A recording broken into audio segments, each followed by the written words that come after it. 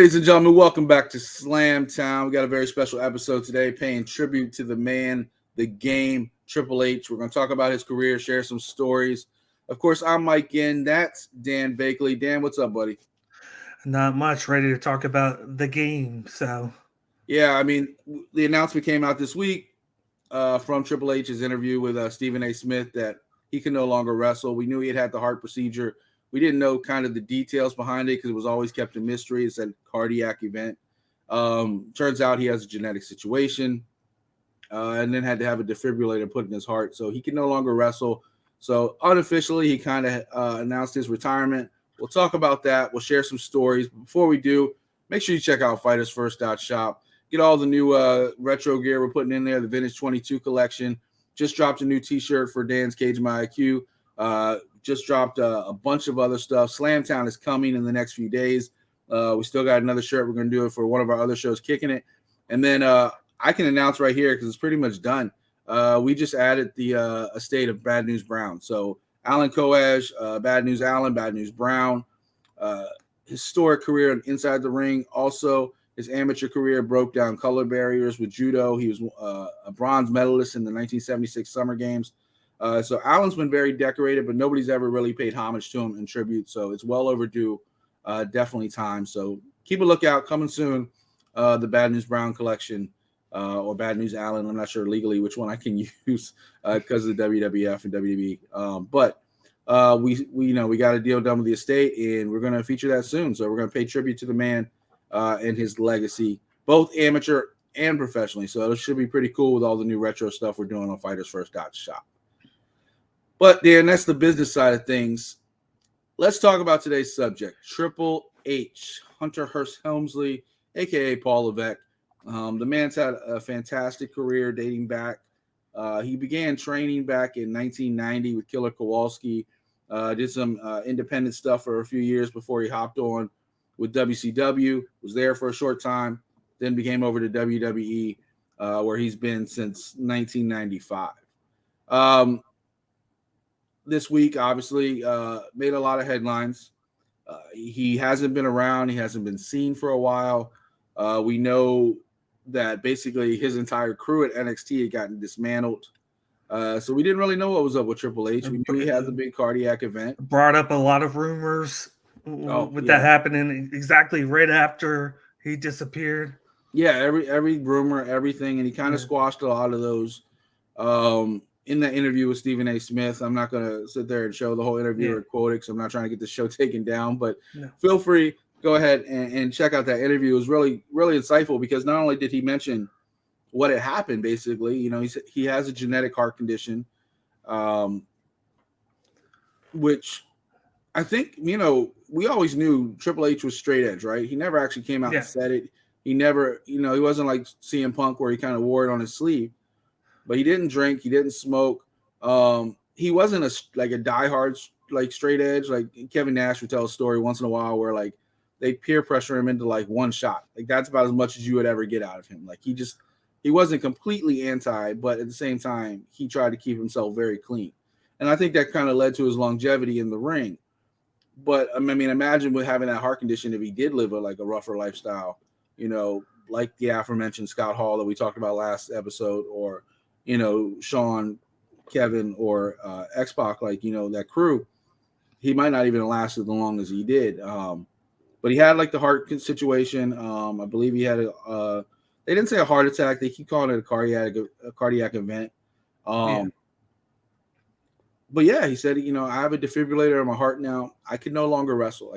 Here it is, WrestleMania season. You talking about rumors, Dan. All we do is have rumors who's Triple H going to come over and work with this time to show up, and he hasn't. And they did say that before this was all happening that he did have a match that was being worked out, and then they kind of had to go in a different direction and take him out because of this whole situation. So it makes you wonder, who was he going to face? Would it have been his last match? But we will never know because of this whole heart situation.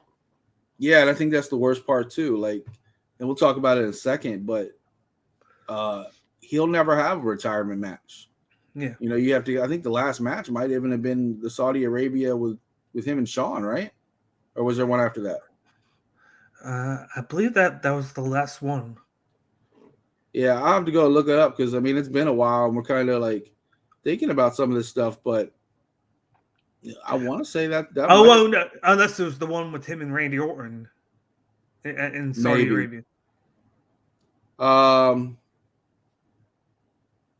Yeah, him and Randy Orton when the Fiend interrupted the match. Yeah, that was the last one. And then before that, he did some shows with Randy in Tokyo. They were doing the non-televised stuff in Tokyo on the tour he wanted to wrestle in. But that was back in 2019. In 2020, his last match took place in 2021 with Randy Orton, January. So over a year plus ago. And then, like I said, we always had these rumors. So he announced his retirement, kind of quasi. I don't think he actually said the word retirement. He just said he couldn't wrestle anymore. But he said I'm done with the in-ring wrestling. Yeah. That's what he said. Yeah, he said he's done. In wrestling, I know all of us as fans were always like so used to like, oh, he said he's done. Like Ric Flair almost died. He was brought back to life, and people still like he's still like I can get in there if I want to get in there. Yeah. And I'm never like Vince McMahon was rumored to have a match this year in his 70s, and they ended up going with Austin Theory because I think the board of directors talked him out of it. I was pretty sure Vince was going to actually do it. Man, it's like you never say never, but I think with Triple H's situation, having defibrillator in his heart, knowing that he could die if he, took some extreme bump or something like that, I think says that's enough. Yeah. And but that that is that, and I think for all of us, we have a lot of great memories of Triple H, both good and bad from his career, but the man has a legacy, and he's going to be a first ballot Hall of Famer when he's ready.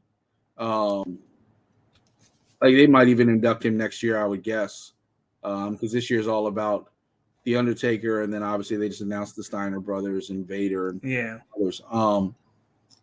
But man, like Triple H's career, Dan, I'll start with you because I've rambled on enough. What are your early memories of Triple H? What, like when he started off and like came out as Terrorizing, like what do you remember from that whole WCW run?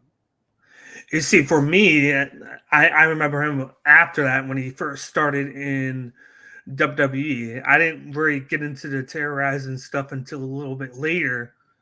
But I remember him coming out, Hunter Hearst Helmsley, having the sophisticated look. It was like the WWE version of William Regal. And that's what I remember. I remember him coming out, doing the plies, just walking a certain way, acting a certain way. And that all did come from William Regal because back in WCW the year before, he had this Terrorizing gimmick, and then they kind of like switched him up a little bit. He was kind of part of his gimmick, but he kind of like sophisticated. They rounded it up a little bit, and he was in this feud with like Alex Wright, and he teamed up with Lord Steven Regal at the time, and they became the Blue Bloods, and which later turned in with Bobby Eaton and stuff after Triple H left to go north. But in the process, they wanted him to be a French guy. And he didn't speak French, so he started doing all the mannerisms. He started doing all the aristocrat type stuff, and then it translated into him being like a snobby, what they call a Connecticut blue blood, which isn't really far because he is actually from Greenwich, Connecticut. So it kind of they played a little bit into real life and a little bit into his gimmick and kind of meshed it, but really get. But go ahead, continue. I want to do some. And then he came out as that. Of course, his finisher was and still is the pedigree, which is crazy to think that he kept the name and then just the move the whole way through his whole run. And then, of course, that started WCW too. The pedigree. Yeah, he transitioned from that, and then he started to work with the Click, and then of course DX. And then with that, then he met, of course, Stephanie. Then they started dating all the way through, and he kind of like metamorphosed his character from that sophisticated guy into just a total badass. against authority with the help of Shawn Michaels, and then he was just kind of grooming on up, and then it kind of worked out to where after Shawn He became the Michaels, authority. yeah, after Shawn Michaels, of course, left after WrestleMania 14 because of the whole drug use and everything there that he was His going back. through. He left because of his back. He had back And surgery. He thought his career was yeah, over. All the drug so use that and all the other stuff so was irrelevant. It was all his back. yeah. So then he kind of takes over the mantle of Shawn Michaels. He takes over and basically kickstarts his like main event part of his career where he started DX Army. DX Army. He's the leader. Started winning championships left and right, of course. So then you come to now, and now, of course, he created NXT. And towards the end of his career, he's still wrestling like part-time once or twice a year. He came up with the idea of, hey, let's do a new way of grooming our talent. Created NXT, was recruiting indie wrestlers, which now they kind of got rid of that, and then they're grooming from guys that they can create on their own, just like sports athletes who are looking to do something else with their lives after finishing up with whatever they're doing with. And he's become the guy where he's been synonymous with wrestling just because he's been there full time for the past 20, 30 plus years. And like, he's the guy that that he's very loyal. He's the good guy. He has a group of friends that he only trusts, and he goes back to him. It's been like a good thing and a bad thing with him. You've seen shakeups with guys like Billy Gunn and James and even Shawn Michaels at a time, Ric Flair. There's been good and bad moments, but he's been a guy that's been there this whole time since before the Attitude Era. And for me now, it's going to be weird not seeing him at all. So nowadays, he's going to be focusing on new talent. He's focusing on recruiting. He's focused on scouting, and then doing some office duties as well. So he's been back to work. It's kind of limited because of how much he can do. Yeah. He's still recovering from his heart surgery. But like, I remember the early WCW days. Like, I remember Terrorizing. I thought the guy was pretty cool. Like, he was on like WCW Saturday Night and stuff like that. He was never like a big thing. A lot of the moves you came to know from Triple H started there too. Like the running knee, that was like his finisher for a while. Like the running like side knee, like jump up and catch you.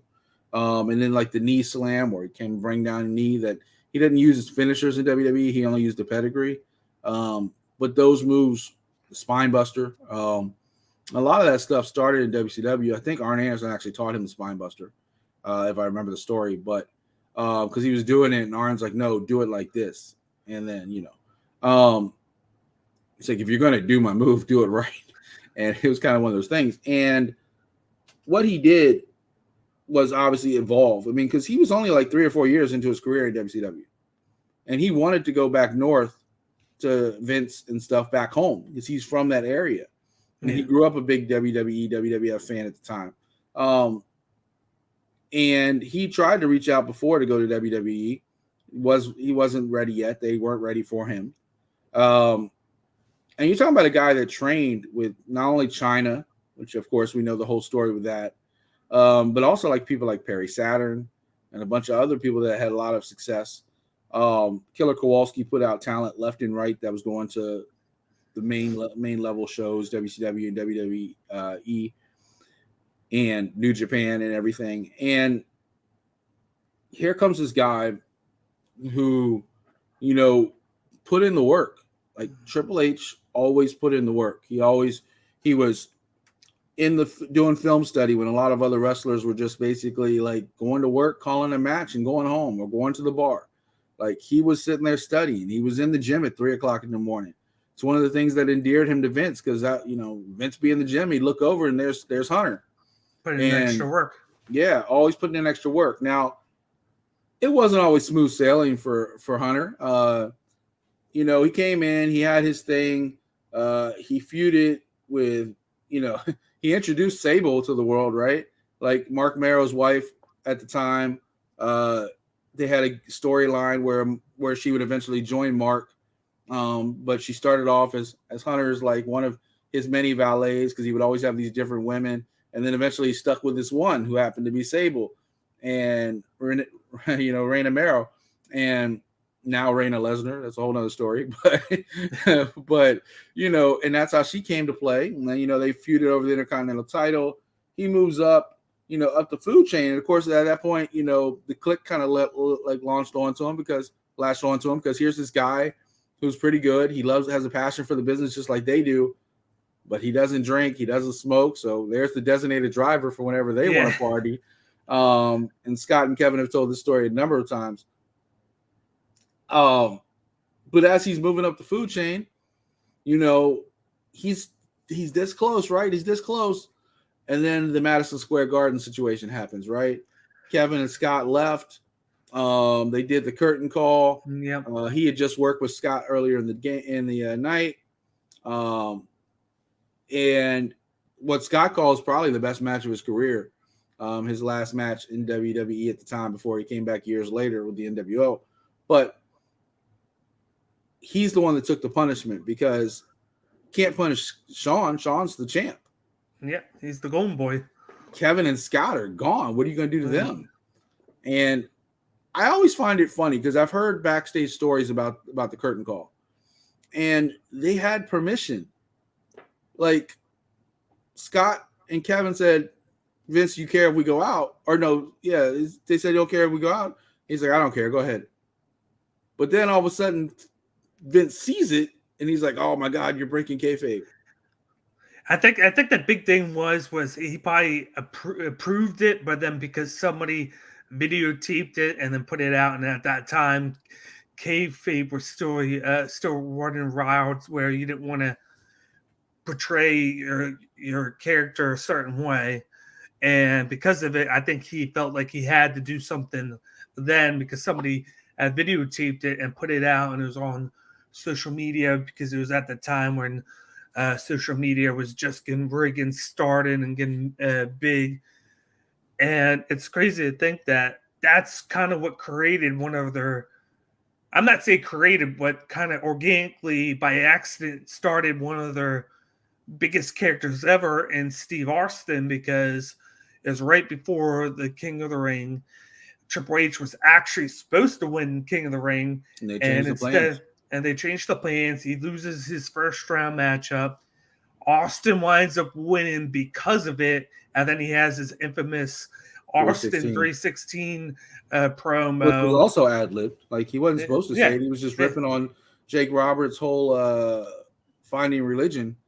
Yeah, he was just doing that whole thing ad-lib, and of course later on the accident with breaking his neck against Owen Hart, which kind of forced him to change up his moveset to like a more normalized moveset so he can move around and take less punishment and do easier moves. But that all started from the whole curtain call. So they kind of by accident created one of the biggest superstars ever from that. Yeah, and I mean, who knows? I mean, Steve might have been Steve anyway. I mean, let's be real. Like, the dude was a beast in WCW. People didn't really pay attention too much to him. Him and Brian Pillman and the Hollywood Blinds is still one of my favorite tag teams. They were hilarious. They'd come out rolling the camera. And they just had fun. And then he went to ECW and kind of found himself a little bit. And then Vince tried to change him like he does everybody and tried to make him the ringmaster and all proper. Yeah. And then, he kind of broke out of that mold with DiBiase, and Steve became his own person. But to steer back to Triple H, who this episode is actually about. He went through that. He went through the punishment, came out on the other side, got into feuds left and right. But still at the time, he was still kind of like in that intercontinental kind of vibe. They introduced China as his new bodyguard after the whole Sable thing. That led to the formation of DX. It was Shawn, Triple H, China, and Rick Rude, who famously appeared on both Raw and Nitro on the same night. That's never been done. Nope. Thanks to WWE at the time taping an episode a week ahead of time and like going live like every other week. And DX changed the game, right? Like once again, here he is part of the clique. They're kind of changing the way things are going. They're getting more fighter pay for everybody. When Scott and Kevin went to WCW, it raised the bar for everybody because now Vince has to start paying people to keep them. Guaranteed contracts start coming into play, so you can thank Scott and Kevin for that. Yep. But Triple H, the company guy, him and Shawn, they stuck at it, and then they got DX, which I think was just kind of like, all right, Triple H, you went through the doghouse, you came on the other side. You and Shawn have been wanting to do something together for a while. This is like not quite the Attitude Era, but it's kind of starting off the Attitude Era, and go have fun. Like this is 96, 97. It's like just go have fun. And it got over big. Like WWE at the time, Vince had no idea that there was that audience, right? That wanted, like, because NWO was kind of taking off and they needed to have their NWO. And that was what DX was. But at the same time, Vince was like still trying to keep like not necessarily family friendly, but not like in your face, crotch chops, sexual innuendos, and just completely breaking down that pretend barrier of PG-13, right? Like they just shattered that shit. And many times they were getting censored by the networks. They were getting censored by Vince. But they just kept going and kept plugging away. And then DX became one of the all-time great factions ever. Like that might be the original DX run might be the best run in my mind of Triple H's career, right up there with Evolution. Like they're like right there. Like the original DX because it was so much fun, and then Evolution because it was so badass. Because you gotta remember, like he was like almost like the sidekick in the original DX. Yes. But then he basically groomed the next sidekick in Randy Orton, who was like very new and raw and had the talent, but wasn't quite there yet. But then all of a sudden he starts teaming up with Triple H, Ric Flair, Batista, who was just like Randy Orton at the time. They were both the two new kids they were grooming. Those two eras probably are my favorite. And then of course, fast forward everything you talked about going corporate, and obviously DX angle also led to the whole situation with Stephanie working away where they pretended to steal her away from Test and like have the shotgun wedding, which little do we know in real life they were really hooking up and getting married. Cheating on China, who he was dating at the time, but that that's all personal stuff. Out of all the stuff, because we don't have like 3 hours to do a show, which we have to do for Triple H. Out of all of the stuff, what was your favorite? Give me like one or two, I guess, because that's kind of hard to say one favorite. What was your like favorite era of Triple H? It would have to be the DX era, of course, because of the things that they got away with. It was kind of like his push up. Like we know Hunter Hearst Helmsley was the character that got him in, but he was kind of just like a mid-card type guy there, with the Rock before he was the Rock. He was Rocky Maivia at the time. Yeah. But once he hit doing all those ridiculous skits of the Nation and stuff. Once he hit DX, then he became a big-time face, a big-time wrestler. I would say right after Shawn left, because he had stuff going and he was European champion in the original run. But once he kickstarted it and he took over, that's when he knew things were going to get bigger with him. When Shawn laid down so he could cover him for Shawn's European title. He started to get more opportunities. He started to get into the main event picture. Him and The Rock, him versus Steve Austin, him versus Undertaker. You name it, he was doing it then. But he was taking chances with the characters, and which he kind of knew he kind of could, because at the time, like you said, he was dating Stephanie. So I think he was kind of just seeing what he could get away with and kind of go on the edge and not jump over it, but kind of teeter on the edge with what he could do. And that's what created the game as we know it. The character, he's the guy pulling all the strings. He's the guy doing this, doing that. And he any way he can to get the ultimate prize, he's going to do it. And that's what I loved about him.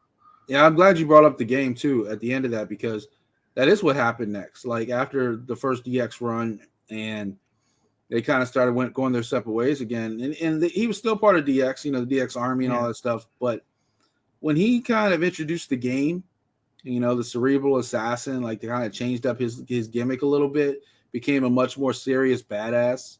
Yeah. I think that took him to a whole new level. It went from the funny sidekick to, all right, I'm the main event now. And like you were talking about, The Rock, Austin, Chris Jericho. Like him and Chris Jericho had a hell of a feud, especially with the whole Stephanie stuff and the stuff that Chris Jericho would get away with saying on the mic. And then he changed his look. He used to wear the pants, and Chris Jericho said real quick. But if Chris Jericho said that shit today, Will Smith would smack him. Yeah, yeah. Sorry, I had to get in the pun. Go ahead. Yeah. But he changed his look. He went from the pants to the Speedo, of course, and then he got bigger. Like he wasn't very muscular when he came in. He was muscular. He just wasn't big. He was like in shape. Yeah, but then he got huge. And I think that's what gave him the edge with the game cerebral assassin persona. Is he kind of changed his look a little bit just to make it look more serious than he was before. And then I think that was a big touch to his character. I would also say he kind of benefited a little bit too, because as we're going through that timeline, he missed the whole invasion angle. Like when WCW got bought, he was out with a torn quad. He was out for almost a year, like 8 months, 9 months.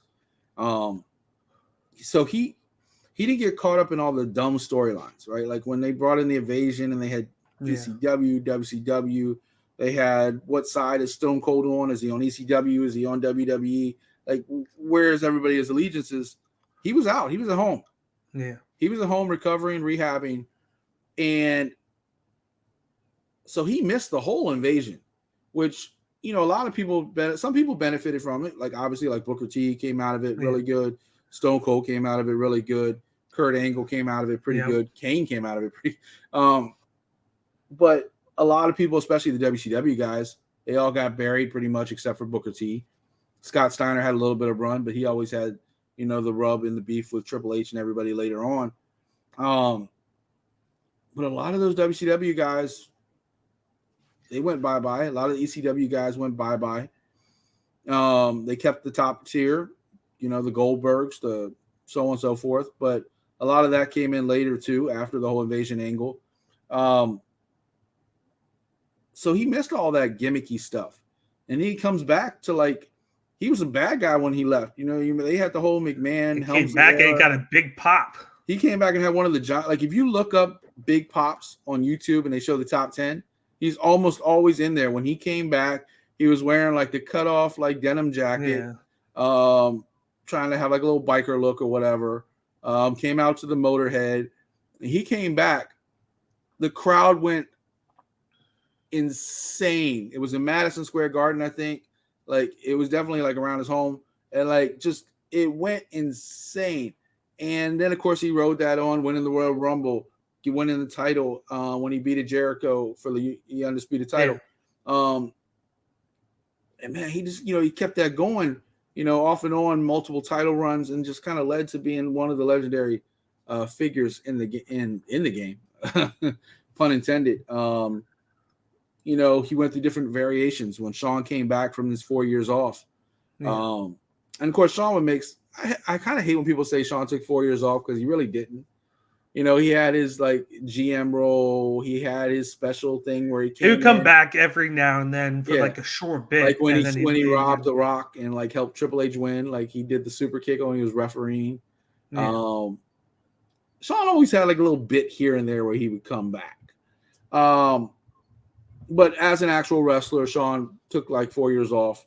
after he had major back surgery and thought his career was over. And even then, him and Triple H tore the house down. They had the first ever Elimination Chamber match, and tore the house down. Like one of the best matches you'll ever see. I find it hard to find any match that Triple H didn't have that was good, or at least quality. You can look at some of the worst people he's ever fought and some of the best, and they're always a decent match. He always put in the work. He was the guy that Batista wanted for his final match, and it sucks that we'll never get a final match, like retirement match. Yeah, you can say, okay, yeah, he had Randy Orton, and that's pretty good, but even that ended gimmicky with all the run-ins and stuff because Randy was having the feud with The Fiend and Alexa Bliss and all the other stuff going on. We didn't get a retirement. Like Shawn got his retirement match with Undertaker. Yeah, he finally came out like years later for a tag team match, but Rick had his final match with Shawn, one after another. You know what I'm saying? Like everybody seemed to have their retirement matches, and the Undertaker, had his, retirement match with AJ. We thought for a while it would be him and Triple H, but then Undertaker just kept coming back. Yeah. Are you disappointed you never got a retirement match out of Triple H or like a final feud? I'm a little disappointed, but then knowing that he was such a busy guy because, like we know, he wasn't just wrestling; he was running NXT at the same time. So he was doing. I mean, that would be his legacy. Yeah, that would be his legacy right there. When you talk about NXT. So with that, like, I'm a little. It sucks a little bit, but then at the same time, I understand why, because he wasn't a full-time wrestler, and then he was working full-time running another brand as we speak, grooming the stars of tomorrow to get ready for getting called up at any time. So it's like he might not have time, and I kind of just knew that years ago that he wasn't done, but if he was wrestling, he might just do it once at Mania, and then he might just stop because of being too busy. So I wasn't surprised to know that we weren't going to get it. I mean, let's be real. He's 52 years old. Like, there was no forever. I mean, he's not Ric Flair. He never had plans of wrestling deep into his life.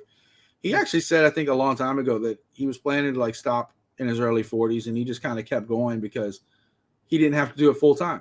He could just come in, have a nice feud, do it for a couple months, and then go, rest his body and be a boss and be a COO and run NXT, which was his baby. I think I'm disheartened a little bit by the way they dismantled NXT to kind of take it away from what Triple H had built it to. They took it away from really being a legitimate third brand to like making it more developmental now. I don't know what they're doing with the whole Ziggler, Braun Baker. Like, are you trying to bring Braun up by making him beat a main card star like Ziggler? Like, it doesn't make any sense what they're doing now storyline wise with any of the storylines. They had red hot tag teams that Triple H worked to bring in, like MSK, formerly the Rascals, and stuff like that they're now kind of burying.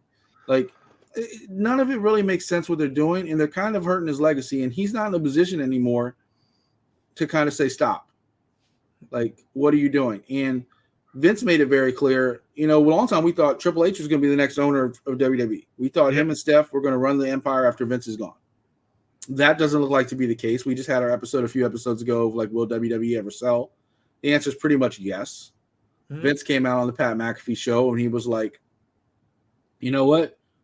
The family has to step up to earn it. I'm not just giving it to them. It's if it's for sale, it's for sale. And he made headlines like that. Maybe unintentionally, he didn't directly say it that way, but that's the way a lot of people perceived it, that he didn't think there was a real heir in the family to take it over. Not Shane, not Stephanie and Hunter, which I think is a shame, because I think Paul Levesque, the man, I think would have done a hell of a job running the business, and I don't think it would have been that different from Vince. I think he learned everything from Vince. I think he had a lot of Vince's characteristics. I just think Paul Levesque, as a behind the scenes guy, saw something Vince didn't with the Forbidden Doors and the opening of different pathways, bringing in the Kevin Steens, aka Kevin Owens, bringing in the El Genericos, now Sami Zayn, bringing in the Daniel Bryans and all these real wrestlers. And NXT, you talk about Samoa Joe and all those people that he brought in. He chased Prince Nevitt, aka Finn Balor, for a year or two before he finally got him in. NXT was a game changer, and you kind of saw the crumbling when you saw like somebody like Keith Lee come in, and then all of a sudden he gets to the main roster, and then all of a sudden he has a bout with COVID, and then he gets released, and everybody's like, what? And you could just see all these people at Triple H probably popped up, and Vince was just like, I don't see it. Get rid of him. Nick Khan came in. It's like, I'm trying to cut money. Get rid of him. Before we get out of here, what is Triple H's legacy? What will you remember from him like 10 years from now, when he's like not in your face every day and thinking about him? I think just his work ethic. The way you said it before, like he came in, he put in more work than anybody else. He was there before anybody. He was there after people left. When it came towards just putting the work in, he's a guy that worked with all the other wrestlers. He brought people in. He wanted to give back to the company, and that's what the whole NXT was all about. And he has his hands in a lot of people's lives when it came to wrestling, and I think that's something he's gonna be remembered for. You're not gonna remember him from The Chaperone? I try and black that out. He had a short little acting career for anybody who wants to look it up. That and Blade. I mean, Blade, he was just kind of like in there. He wasn't really like. Yeah. He had like what, one line or something like that, or two lines. And and there was a movie called Inside Out too, by the way, which came out after The Chaperone, which nobody knows about because of The Chaperone. Let's just say he wasn't up for the Marine series when that came up to play. No. He wasn't actually that bad either. It's just, I just don't like. There's wrestlers and there's actors. There's people like The Rock and John Cena, which can cross over. Hulk Hogan before that could. They knew how to separate, or learned how to separate, I should say, the acting they do in the ring from like a stage type acting. And I think Hunter was kind of like that more physical acting, and I just don't think he ever really adapted to, like, because that was an era where they're all trying to be funny and do comedies and stuff when they should have been doing, like, if you had him do like a badass like Expendables type role, I think he probably would have been great. Yeah. But they put him in like this comedy trying to like break the mold, and it's like everybody's like, what? I think his legacy will be the fact that he changed the business. He made Vince look at people like Kevin Owens. He made people look at people like Sami Zayn and Samoa Joe and AJ Styles and all these people that had careers outside of the bubble that is WWE and didn't change when they came to the bubble. Now you look at what they're doing now. They took Walter and changed him into Gunther. They took I hope I said that right because I know he doesn't pronounce it as Gunther. He's like Gunther. Anyway, they take a lot of these characters that and try to put their own trademarks and their own stamp on it. Pete Dunne and Butch. Yeah, Pete Dunne with Butch, which is supposed to be just a nickname because his name, but we call him Butch. It's another stupid gimmick. But you see, like, I have the old SummerSlam shirt, right? Like Brock Lesnar is Brock Lesnar. Why? Because he was a stud. They brought him in. When Stevenson comes in this year, he's going to be, Gable Stevenson. Like, that's who he is. You can't hide it because he has a worldwide celebrity. But then you have people like Seth Rollins. He was Tyler Black for a number of years. And Vince made him Seth Rollins. Roman Reigns. He made Roman Reigns. He loves these characters that he makes. Like you see Adam Scherr now on the independent scene with the Control Your Narrative stuff. But Braun Strowman is the character he made. We'll be interested to see what happens with Wyndham Rotunda, right? Well, he's not going to be the Fiend. He's not going to be Bray Wyatt. And that was another guy. They could have used the Rotunda last name, him and Bo Dallas, like him and Taylor Rotunda. The Rotunda name is famous in wrestling. Braun Breaker, another guy. They're introducing the Steiner brothers and not hiding that it's Rick's son, but they're not using the Steiner name because they want to make their own stars. That's what they did. And Triple H kind of broke that wall down a little bit, and Vince is trying so desperately to build it back up, and I don't know why. But I think Triple H's legacy, I think we'll always remember what happened in the ring because he was such a phenomenal part of so many storylines, almost as a background character, right? Like you think of The Rock's run, a lot of it was with Triple H. You think of Stone Cold's run, you think a lot of it was with The Rock, Bret Hart, and who else? Triple H. Mick Foley's run where he became, a champion and all that stuff. His retirement matches, his Cactus Jack and Dude Love and all this other stuff. That run, a lot of that was Triple H. Every major character, Shawn, a lot of his stuff was with Triple H. Scott Hall, a lot of his stuff, Razor Ramon, was with Triple H early on. He was always there because he was the safe worker who could put on a great match and you just could count on him and he was dependable. And I think that's going to be his reputation, his legacy. He was the glue guy. He was the one that held it all together. I'll give you final thoughts before we get out of here on his retirement. I'm definitely going to remember him for the great matches that he put down, for the stables that he started, of course, DX, Evolution, all of them. I enjoy them. I go back every now and then and try and watch all of his stuff. I'm grateful that he came in and did NXT when NXT was hot. Not so much now. I'm not too much of a fan of it now, of course. But I was a fan when he started it up until a year ago. He gave a lot of guys jobs, even guys that were retired, like friends of his. He gave them jobs. He put them in positions to still make money, and that's what he should be known for. Known for a great guy behind the scenes that was a hard worker and deserves all the fame that he got. I think Dan would agree with me when I say he just made the business better. Yeah. He made the business better. So thank you, Triple H, Hunter Hearst Helmsley, a.k.a. Paul Levesque. We appreciate everything you did for the business, as Dan does the bow. Man, just thank you. I think that's what we'll just leave that at that. I almost called him the heel. I can't even do it. I can't say it with a straight face, Dan. I can't. For Dan Bakley, check out Cage My IQ every week. He's putting it down. We'll come out with more episodes of Slamtown as time arises. This is like a passion project for us. We love talking wrestling. You can see it. We jump into it full blast. We have a long catalog in our brains of all the wrestling we've watched over the last, few decades. So we love watching wrestling. We love hopping on Slamtown when we can. So pay attention to the next episode of Slamtown coming out. Of course, we got content on the Fighters First Network all week long. And then we're always putting out new great stuff in the shop. So check out FightersFirst.shop. For Dan Bakley, I'm Mike Ginn. This is Slamtown, and we're out.